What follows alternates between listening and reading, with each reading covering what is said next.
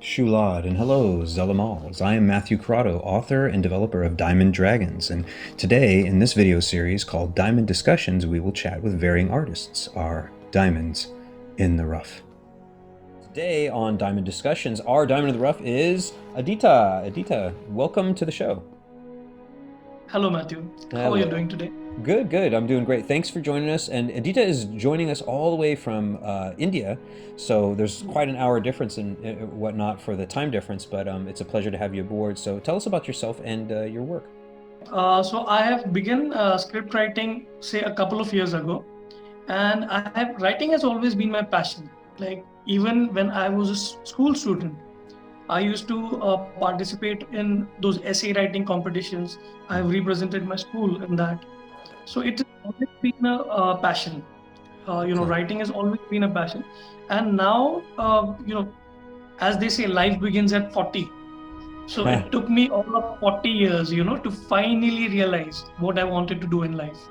No, that's great. I completely resonate with that too because I'm no, as they say, there's a phrase that we have, here in the United States. I'm no spring chicken, Yeah. which basically, of course, is alluding to when we're getting older. Sometimes we feel that if we didn't find exactly what we're supposed to do with our life, that somehow our life is either uh, without value or without purpose, or sometimes that we've been wasting the time that uh, has led us up to these moments.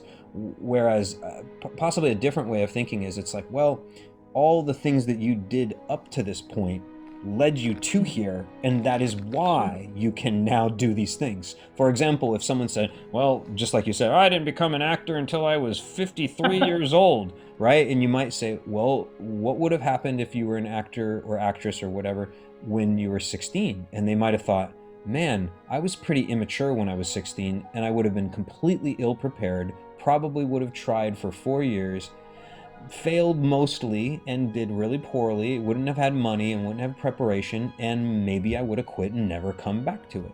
So it's just kind of one of those things that I think if someone such as yourself has done something all the way up to this point, and then you're thinking, man, I finally found what I wanted to do, just don't Yeah. forget that the things that led you here are important and valuable too. Yeah, I would agree with that. And the thing is, like, you need somebody to tell you, I mean, I'm that kind of a person. Somebody needs to tell me, you're good at this thing. Because I lead a very carefree life. That Mm-hmm. does not mean I'm careless or, I don't. But then the thing is, I do not take unnecessary tensions, hassles. Yeah, stress will always be there. But then I like to, simplify life. Let's put it that way. No, that makes And sense. yeah, and again, what happened is, a few of my friends told me that you write well. So I knew that beforehand, but then I needed that confirmation to come from, a few of my friends, people whom I trust. Right. And when they said that, then I gave it a real. Actually, there's a very small incident which triggered the writer in me. And I used to go to a theater group. Okay, I was a small time actor as well earlier. And when I went there, I had written something, a story, which I wanted to read it out to the director, basically the group. And I was very, I was holding that printouts, the file in my hand, and I was, just wanting to tell him, I was so excited about it. And I never got the chance. I mean, I just stood there, and after 2 hours, I had told them right away when I went there, I've got the story, and we had been talking about this for a long time. But because I was so down at the pecking order or whatever you say, so I never got the chance to even read it out. So he had actually dismissed me before even hearing me out, and I felt really bad at that time. But then it motivated me to hone my skills further. And finally, FTII happened. FTII is a premier institute in India. It's a big thing, getting it. I got third time lucky, the first two times, and I was trying all the way from 2011. So I Wow. tried in 11, I tried in 2015, and I tried in 2009, 18, 19, towards the end, when I finally got in. That's So it awesome. took me all that.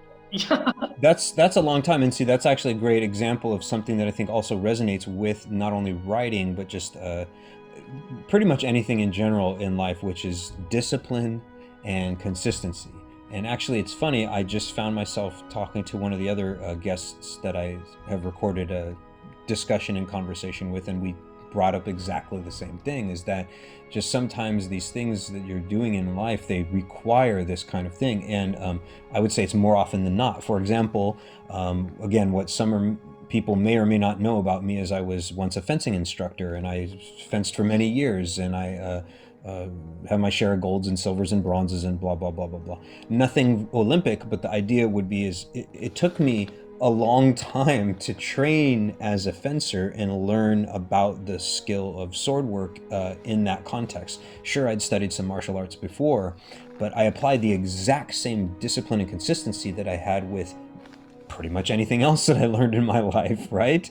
Because how often do you get good at something if you practice it every now and again? It's like, well, if you do it every single day, you are bound to find some improvement, and if you're not improving, then you might need to change those habits. But for certain, if you don't apply yourself and say, hey, I'm going to commit to this and I'm going to keep going until I achieve my goals, then likely, people will find themselves quitting after 6 months. And sometimes you might say, 6 months, no one who was ever really successful or what you're trying ever achieved anything in 6 months. They needed years. So don't quit, you know? Quitting is never an option. Now this was, but then to get, see, in the Indian context, the easy way of life is become a postgraduate and get a stable job and stick to it. Mm. Do not experiment at all in life. If you, even if you're getting into a business, God forbid. So basically live a very a life which has perfect boundaries. But then if you want to be limitless, like what happens in such a pursuit here, which I find myself in right now. This is a limitless pursuit, isn't it? Can anybody ever say that I am the best writer in the world ever? It's impossible. I believe even Shakespeare couldn't say that. So so when there is no summit to climb, when there are no mountains to climb, when the journey is endless. That's a good point. So fascinating thing, to embark upon. And you can only, as you rightly said, you can only get better with time, isn't it? I agree. I agree. And it's funny, again, we talk about time, and I mentioned this a lot of times. I've noticed on these discussions that I've had is that's one of my biggest things here, which is the byline here for Diamond Dragons is time is the only resource for which no creature may bargain. And it means, of course, that we all have limited time, but we can't buy more of it. So you have to spend your time doing and learning and attempting things that you find some great value in. And if you waste your time doing it on things that you don't think will help you achieve your dreams and goals, it's sort of like you don't want to then one day become, let's say, 80 years old and think, man, I only have a few years to live. The doctor said I have cancer or just whatever. Let's say you're dying. And then you looking back and you thinking, I didn't tell this person this thing. I should have done this. I should have tried that. Why did I ever attempt this thing? Oh, I remember why. I was too busy saying, I just want this comfort of this job and I'm afraid and I don't want to try this and da da da da. But now you've run out of time with your life and you might regret it. So true. And, in a way, if I look back upon my life till this point, I have committed blunders. Forget mistakes, I've committed blunders. I've made so many mistakes, it's difficult to count. But the thing is, now, again, when I became a father in 2011, 2011. I resonate. And I'm a father too, so amen to that. yeah, and I have a son who's around about the same age as your daughter. Oh, So great. he's 9. So when I became a father, and that is the point I finally, because when I saw my son imitating everything that I am doing, that automatically, motivated me to become a better person. Oh, that's great. I like that. And it's very beautiful. I like what you said there. Yeah. And I did. I actually saw my daughter today. So shout out to my daughter, Caitlin. She's wonderful. She's 6, Lovely. and Yeah. she's absolutely fantastic. In fact, it's funny you mentioned, our sons and daughters and whatnot. That my daughter has given me some wonderful ideas for Diamond Dragons 2. You know, Oh and wow. oh yeah, I mean, I'm completely, always open to these things. Like I tell her about the stories, and sometimes I'll sit down and she'll ask about one of the characters. It's just like, Daddy, tell me about Raina. Daddy, tell me about Elliot. And these are dragons that, of course, I've gotten her to understand. Understand some level of their characters, and they are interesting characters, even to children. Even though the book and the screenplay is meant to be kind of a larger experience, more like Lord of the Rings, and a little bit less like Paw Patrol, or like kind of a rudimentary cartoon. It has some huge lessons in it, but it does attract children because, of course, they're gonna like the characters. But at one point, she had said, "Well, Daddy, I want to invent a dragon character," and I said, "Absolutely, let's show me something. Like, what it should look like." And she's like, "I don't know." And I'm like, "Well, what does your heart say? Like, what are you thinking about? Should it be fast or should it be slow? Should it be big or should it be small? Should it be sprightly and energetic, or should it be more, mysterious and morose, or just whatever?" And I tried to, even though she doesn't know all of what that means that I just said, she could get the idea that, and sometimes I compare it to characters that she may have seen on her television shows, or again, her kids' shows, I should say, not necessarily television, so to speak. But the point being is, and then she started creating all these things, and guess what I did? I just sat there and went, "Oh, really? Okay. Yeah. Oh, okay, fine." And then sometimes when she says, "I think it needs to be as big as the entire universe," I'm like, "Well, maybe we'll make it large, but I'm not sure about the whole, like, it encompasses everything part, you know." But But the enthusiasm is such, I always believe, children are underrated philosophers. uh, Uh, 100%. Nobody takes them seriously, but they sometimes, I wouldn't say what often actually, they come up with most, uh, you know, profound kind of, statements. They'll just say something which is so true because see, they don't have any they are not carrying mental baggages like us, elder people, it and because depends, they of course, but yes, see absolutely, I things agree as with what they you are. said. Yeah, and they have this happy gift of perceiving things as they are.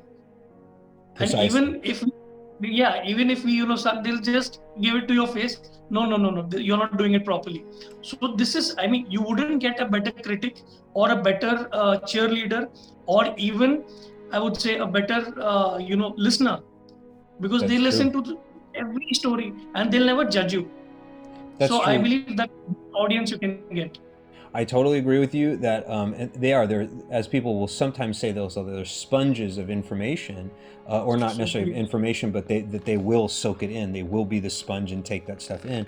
And I agree with you that they lack having all this overthinking that most adults will yeah, do. And of course, cognitive skills are great, but sometimes in the realm of imagination, imagination trumps intelligence, and there are far better men in the world who have said that, and one of them was Albert Einstein. So I would wow. definitely defer to him, that he always was like, creativity trumps intelligence any old day of the week. I mean, I'm paraphrasing, of course, but the idea being that it's really important, and I've always found that important to the writing process. I often would tell people that I have 4 kind of major things that I do with my writing processes, which is, one is stream of consciousness. I want to just let my mind be like, "Oh, these are the ideas," wham, and just keep going. I don't type ridiculously, but I don't try to edit myself as I go. Then at one point I can go back and change modes, and I'll be like, "Okay, this is going to be reader mode. I want to just like obtain the information and see if I can get it." And while I'm reading it, if I'm like, "Whoa, what the heck? Oh, ooh, that's bad," then I can correct it. So then I kind of Absolutely. sometimes have to switch from reader to edit, or whatever. But then finally, at one point, I want to just truly just step back, look at it, make some assessments, and then go right back to the same process. But I always feel that, like, I'm taking off one hat and taking another and placing that one on, and going to work in those modes. And that works for me. I don't know how it would be for many people, but yeah, the creative process, I feel like I don't want to say I feel like a child, but there's a great quote from Paul Newman where he said to act is to be a child. And some people And use he is one of my favorite actors, right? Paul Yeah, I mean Newman. he's one Yes, of the yes, greats. yes, of course. And the point is, even like independent of that, that quote is very good because it could be misleading. People say to actors to be a child. Oh, what that means just act stupid and be young and just have no responsibility. I'm like, no, it means be creative and be open and say yes Be to inquisitive. things Yeah. and believe. Like what's the old phrase that we use with kids? And we say the floor is lava, and then every kid's like, ah. And if you say that to an adult today, if I go, hey, floor is lava, they'll be like, it was fun when I was a kid, but I'd be like, oh, will you shut up? Just get on a couch or Yeah. something. Stop ruining it. You're ruining They're it. not spoiled sports. Yeah. They Yeah, join along. They immediately join along. Yeah. exactly, exactly. So this is one more thing. There's so many commonalities, which we find. And one more thing is, Matthew, I would like to ask you. I mean, I know you are conducting the interview, but Oh no, then please. After all, it's not an interview. We're just having a discussion. writer's So if you block. want to ask me something, feel free. I don't mind. Yeah, writer's block. What do you have to say about that? Oh, okay. So that's a good one. Writer's block. I have two lines of thinking on it because in one line of it, I think it doesn't exist. And I've heard people often, when anybody's on a writer forum, they will respond with that. I mean, not everybody. And then other people will simply have all these other different things to say, and they're all very possibly differing and random. And I'm not saying any one of them are as bad or wrong, but here's my thought on it is that um, it's like when you're in the process of creation, it's Mm-hmm. it's not always about saying, well, I have to be inspired. I have to be inspired. I'm like, sometimes you just have to apply what we just talked about earlier, discipline and consistency. You have to sit down and say, I know I feel sick today. Like, what if you have the flu? What if earlier you were in a car accident and then you got your information and you say, oh, my car, oh. Or you're having trouble with your family. You can't just stop your work. And that's the irony that I found with a lot of people who would talk about writer's block. For example, what about these, and I'm not trying to make it turn it desperately serious, but it kind of is that if someone was working as one of the first responders in like COVID-19 as a nurse, doctor, someone who takes care of the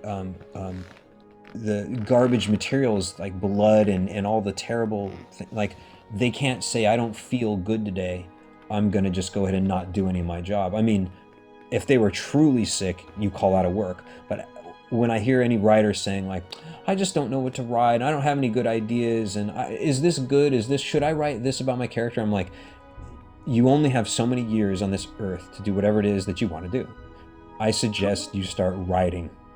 And then you can then later go back and go, oh God, I wrote for an hour, and be like, what's the problem? But like, it's all garbage. I Yeah. don't like it. And I'll be like, I know, then delete it. It's okay. Or just push it aside. Who cares? At least you wrote. That's it. Exactly. You then have information, and I bet you $1 million for anybody. There's rare occasions where they could write 5 pages and get nothing from it. I don't know anybody who's that terrible of a writer, and if they are that terrible, then you should go and study the craft first and then approach writing. Don't try to approach writing like, oh, it looks so easy, I could write a book about my life. I'd be like, you might want to study the craft first. It's like people who think that they could be a good actor, and I'm like, under what grounds? That's like saying, hey, I'd make a good heart surgeon, and they'd be like, what? And you're like, yeah, I mean, how hard could it be? I'm like, well, I would say a little bit more than a tiny bit. Like, come on, like you need to study these things first and understand the pedagogy and the tools. And then if you're like, I'm feeling like a writer's block, those people will already be consummate professionals to know what to do. And one of the other things, and I hate to be lengthy with it, but I have a lot to say about it, is you might need to lead your life. You might need to go for a walk. You might need Correct. to watch a movie. You might need to read some other person's work of which you find inspiration. And you're like, this writer is amazing to me. I'm like, go ahead. Those things can sometimes bring you more ideas than you ever could just going, and then you just stare at your blank screen. It's like your body isn't meant to be inspired by a blank white screen. It's meant to be inspired by you played with your daughter and then pretended that a piece of paper was a dinosaur that was going to eat her. Right? And so that's the fun part of it, right? And yeah, I totally resonate with what you're saying. And personally, why I asked you that question is I have never experienced a writer's block. Of course, I'm very young to this, field.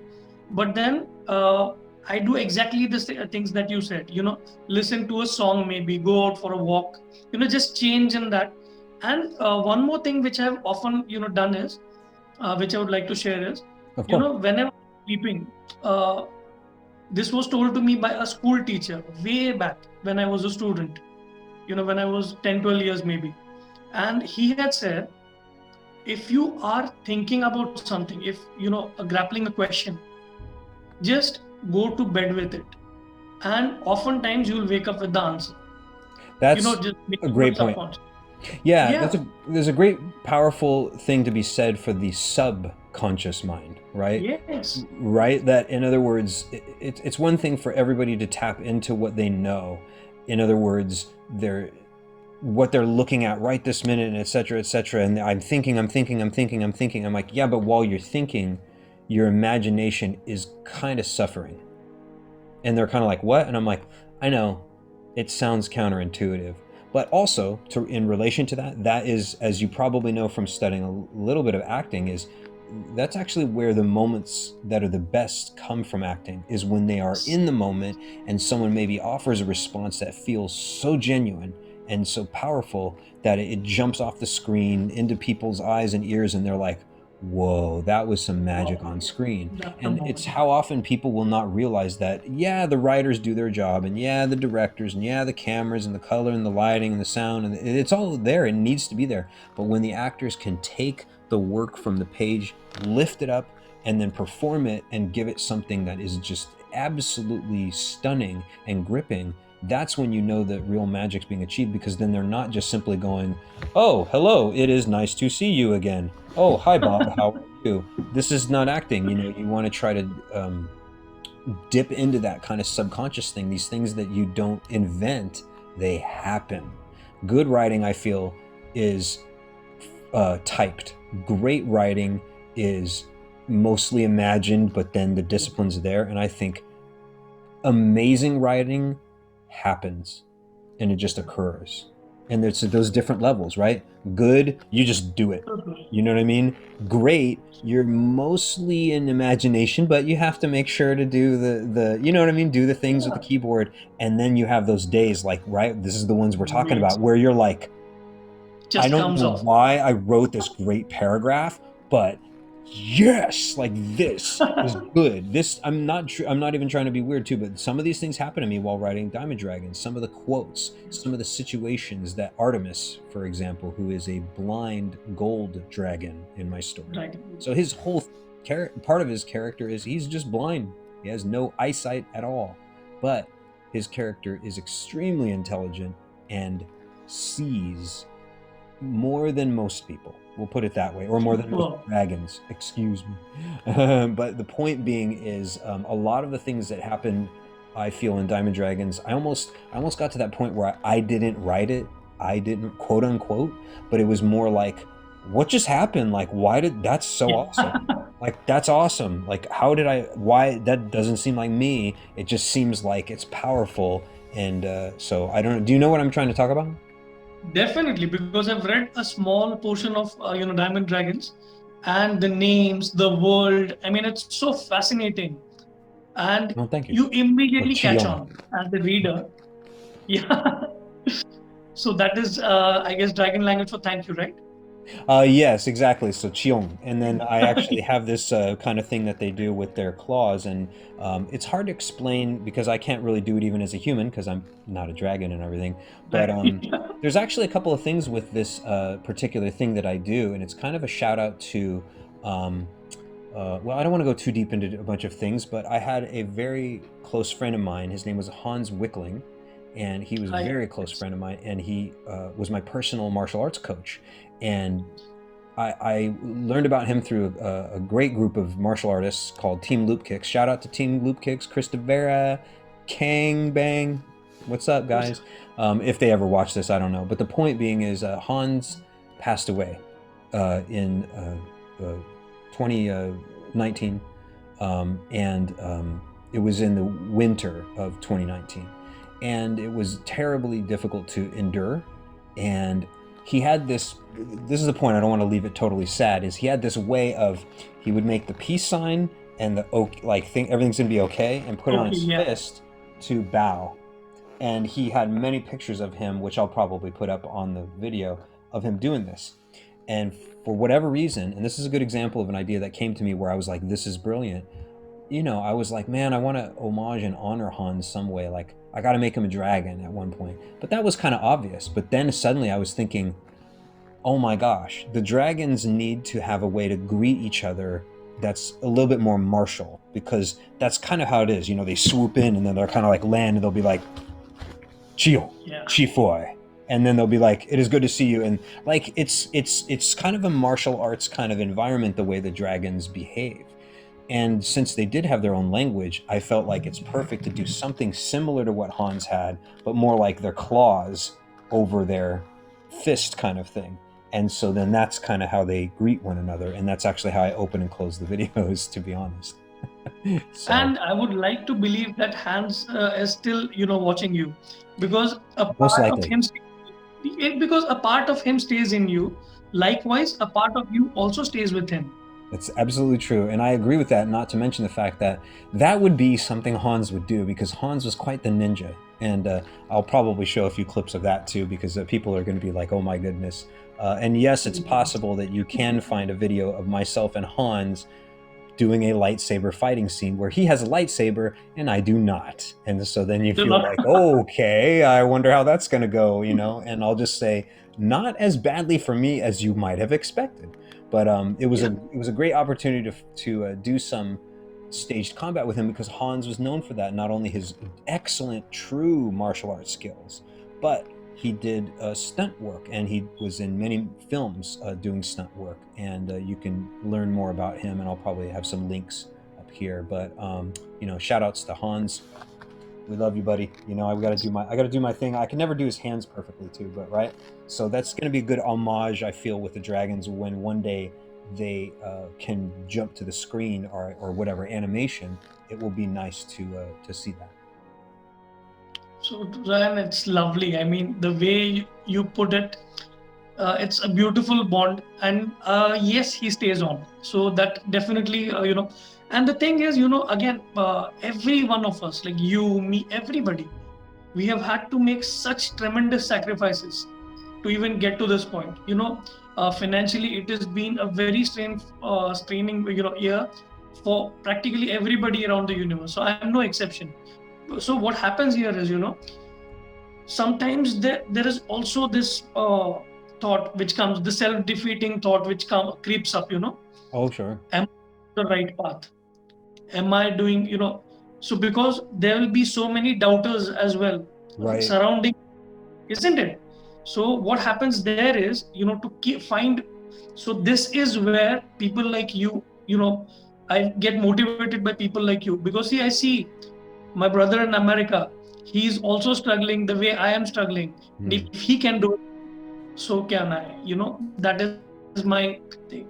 Excellent point, and I appreciate it. And also, yeah, I mean, that's kind of the point of Diamond Dragons. Is I didn't set out to do it for egotistical reasons or even like financial and everything. I mean, that's great if it's really successful, right? Of course, that will be great, because then it means I can keep sharing these stories, which the important part about them is actually the characters and the messages that they are conveying, and that they transcend just you or me or any other country. Like, this is something that the world could benefit from, and it's in a lot of different ways, But I don't want to stay too focused on that, but I do appreciate it, as the dragons would say, Chiong, which is, thank you. And we are, because that's we are all victims of the dictionary. We are all victims of the dictionary. Exactly. If success, is defined in some way. I believe you are hugely successful because you still have the mental discipline to work on your body, plus simultaneously work on your dream project, plus so this is, I mean, what else is success? Success is not only a summit that has to be climbed, it's also the journey, isn't it? I love that. I love that. You know, Aditya, you make a really good point because it is very difficult, I would say, as maybe not just an American, but just at least where I am in the world as a Californian, to feel successful when the finances really aren't there. That's how No, it's the same here as well. It's the same here as I well. know. It's a universal thing, that finance or money means you're rich. But then I've known the most successful, or let's put it this way, the most happy people I've seen, and they are not no Donald Trumps or anybody. They're not very super rich or something. They are doing just fine in their lives, but they're happy being. So the thing is, being comfortable under your own skin. Exactly. So that takes, I believe, that takes 40 years for a man to get there. Women, maybe they get there faster, because again, that is again to the school of thought I believe in. I come from a place called Kolhapur, wherein we have we worship a goddess who, no, the temple is a second century temple. Can you imagine that? Such an old temple. Yeah, I bet, right? Second century. Wow. So we believe that women are superior to men in more ways than one. The Right. way they have, adversities in life. Okay, now physically maybe men are stronger, but mentally and definitely intellectually they are, the refined species. The refined gender, and men come a close second maybe. But then I'm not trying to make any comparisons. Neither am I cardboard feminist or anything. But the thing is, this is what my belief system teaches me. And we also live in a world which is governed. When you see around, when you see my mother, for example, when I see my wife, she used to work. My mother, they both had a profession, plus they took care of the family. So that is a huge thing. I mean, Definitely. I I cannot do that much. I'm not capable of doing that. Yeah. Exactly. Everybody has different strengths and weaknesses. And Yeah. speaking of which, this is a good time to even ask because, it's been a pleasure having you here, but I do have some final closing questions. So, what would you Yes. say is your worst writer's habit, in your opinion? See, I would say worst as in like consistency, the discipline. Some people say that you got to write. I don't know. I've heard it somewhere. You got to write 2,000 words or maybe 10, 15, 20 pages. There's got to be a target every day. That only, but then I'm not just typing, anything. I have to, it's a process, right? And it ebbs and flows. So maybe I'm getting there, maybe I will get there, or maybe I won't. But then that is my weakness, which I'm trying to work on. That trying to come up with a similar volume of work day in day out. Yeah, no, that's a really good point too. And sometimes you can get the words in, sometimes you can't. But the important thing is that you have that goal in mind and you're working towards it almost always, even if you have to take some days off and whatnot. So that said, what's your best writer's habit, do you think? I enjoy what I do. That is the thing, if you can, because it doesn't feel like work at all. Even when I look at the watch, it says you've been writing for 2, 3 hours now. So you've not had food, you've not had water, but then it's just like, I'm enjoying it so much that I practically I don't even remember who I am while I'm writing. I absolutely forget everything. The first assignment which I wrote in FTII, I was in a shop. My laptop had conked out. I had bought a new laptop and it had conked out. The operating system Mhm. had to be loaded again. So I was getting it repaired, and I was all the time. It was a busy shop, and busy as in India means there are about 50 to 70 people in that closed space. Wow. Yes, yes. And I just found somewhere to sit, and I just went at it.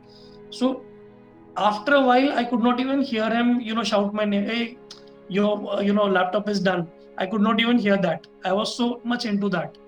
So I believe that is my strength. I just enjoy what I'm doing.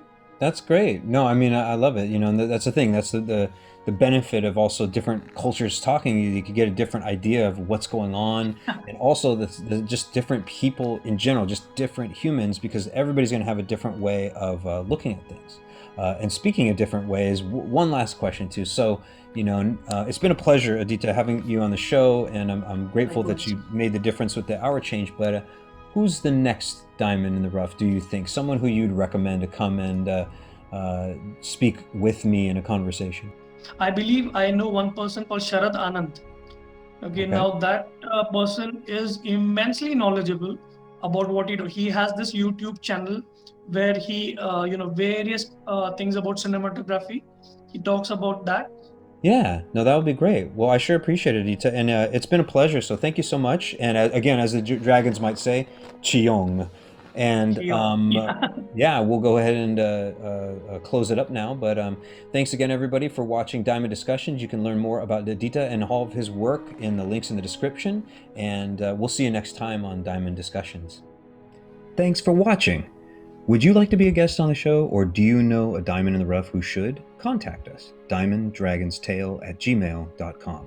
Until then, Chiong, Chifoy, Vas Res, and Iye Laha.